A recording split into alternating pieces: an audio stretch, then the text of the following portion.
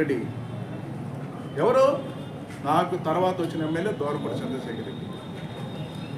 తను దీనికోసం ఆలోచించలేదు, కాకినాడ ప్రజల కోసం ఆలోచించలేదు, తన కోసం తను ఆలోచించుకుని నిధులన్నీ ఎక్కడ పడితే అక్కడ పనికిరాని చోట పెట్టి నిధులు వాడేశాడు తప్ప మనకు కావాల్సిన బిల్డింగ్ కట్టలేకపోయాడు. ఇప్పుడు ఈ సందర్భంగా తెలియజేస్తున్నాను.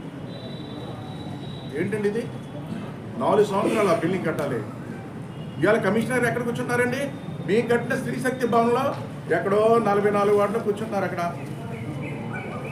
ఆఫీస్ కూడా చిన్నది. అది ఏంటి ఇంకో సెక్షన్ ఒక చోట, ఇంకో సెక్షన్ ఒక చోట, ఇట్లాగా విచ్చలవిడిగా ఉంది. అంత కూడా ఏదైనా పని కోసం వెళ్ళాలంటే ఒకళ్ళు అక్కడికి ఒకళ్ళు ఇక్కడికి ఎక్కడికి వెళ్ళి పరిస్థితి ఉంది. అదేనా స్త్రీశక్తి భవనం నేను కట్టించాను, మా టైంలో మేము కట్టించాం.